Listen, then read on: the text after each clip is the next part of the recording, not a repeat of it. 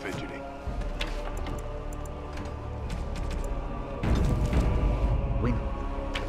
Well, it looks like Owen's finally doing the repairs we need. The damn fool is falling over drunk and still manages to make smithying look easy. Good enough, I say.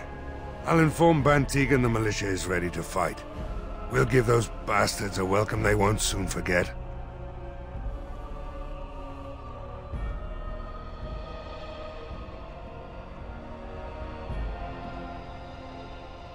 You'll find him and his men at the mill by the bridge, to the north. I have a good feeling about tonight. Well, he should. The repairs are underway surprisingly quickly, considering how drunk Owen is. We may just make it. Well, we don't understand why we're out here. We're out here because I say we're gonna help these people. And since I pay your wages, you're gonna do as I say. Oh, sure, boss. Whatever you say.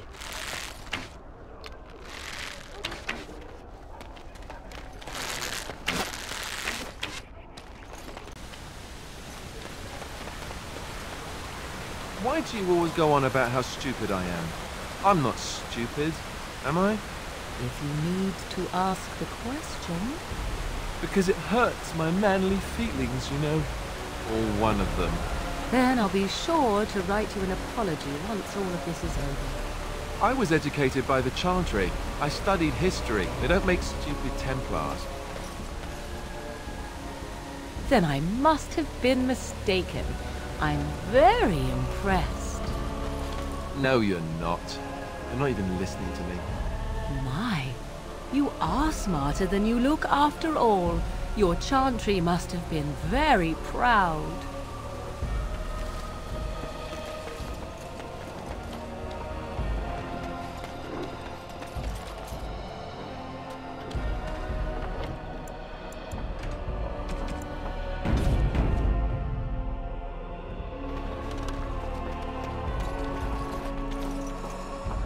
Greetings, Grey Warden.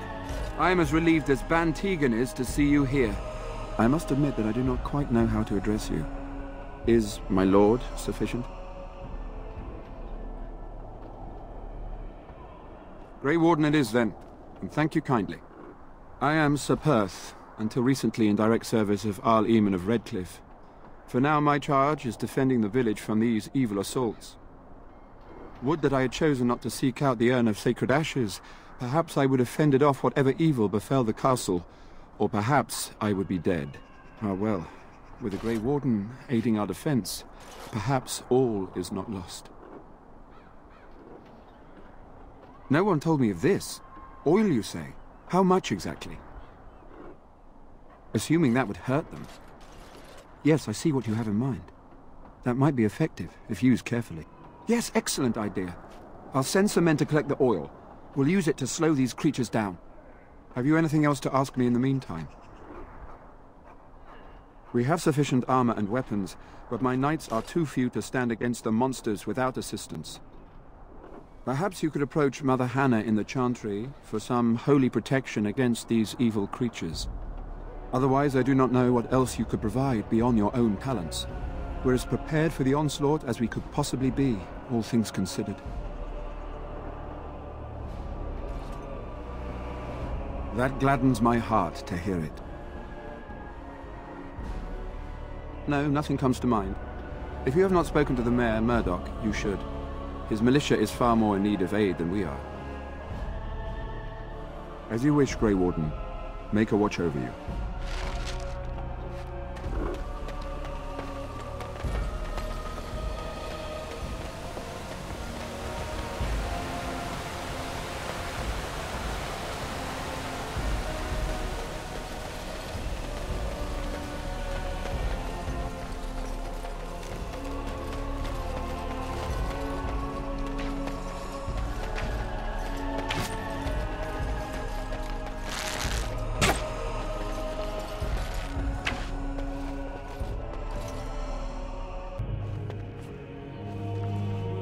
Bevan said you were the one who found him.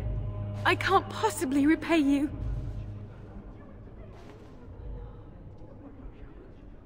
The Maker sent you. I just know it. Thank you again.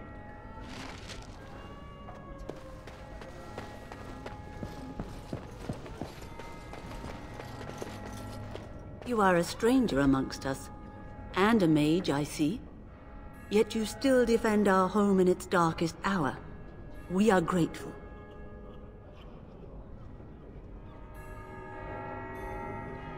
Do not fear. I am not about to raise a rabble against you. I'm sure your magic will prove valuable before the day is out. So, when you are useful, that is when you are not lynched.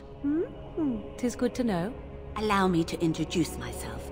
I am revered Mother Hannah, head of this chantry, which for the moment is a place of refuge for these poor villagers. How awful this must be for you all.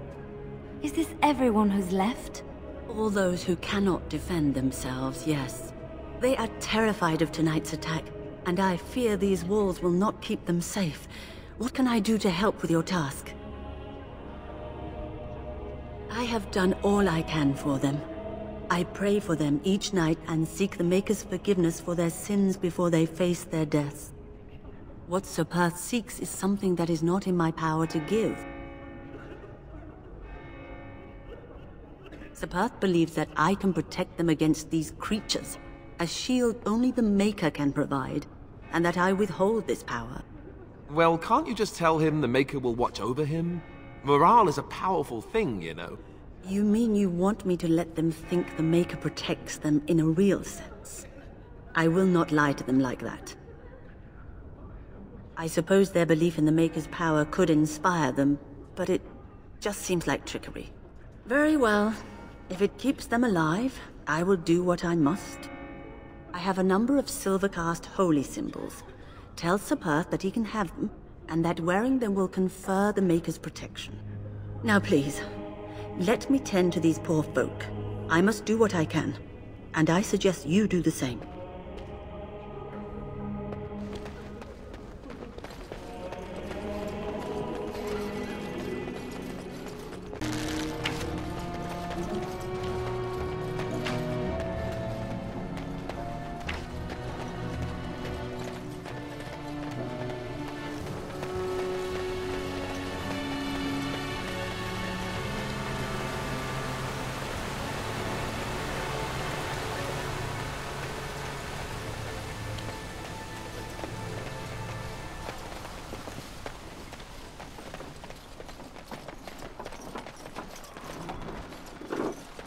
Ooh, the windmill.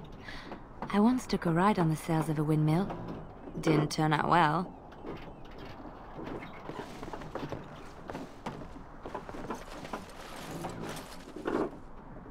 The Knights of Redcliffe are ready to fight at your disposal. Have you spoken to the revered mother? Has she offered anything? Must we do this? The faith that will protect these men must come from their heart, surely. If they are the same as the symbols worn by their priests, well, that would more than suffice. I do not approve of magery and such, but the symbols of the chantry are holy and blessed by the Maker, not the work of mages. I will send some men to collect the amulets. Please give my regards to Mother Hannah for seeing some sense at last.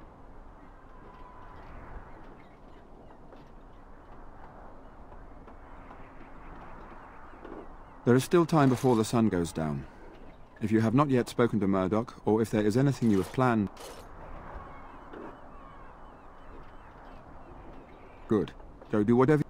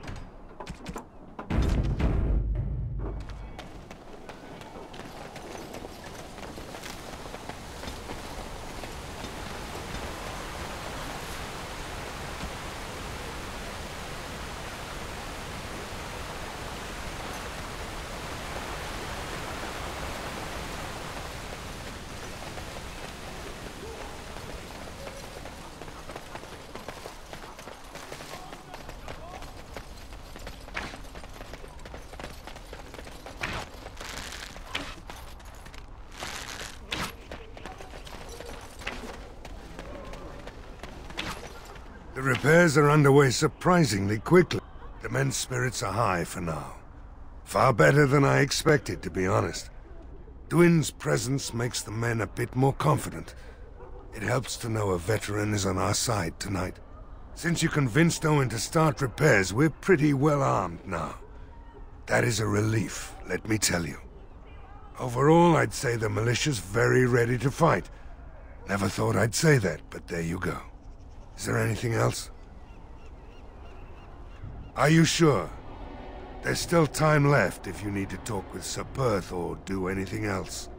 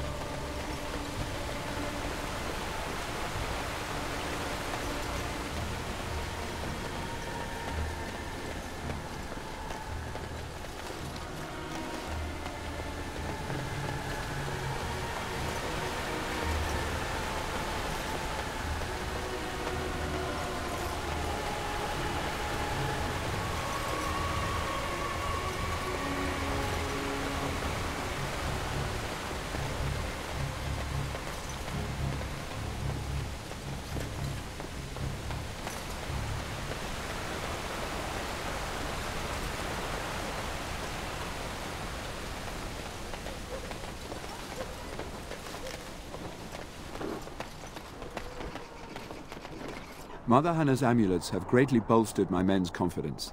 You couldn't have armed us with any better. There is still time before the sun goes. Good luck to you then, and may the Maker watch over us all.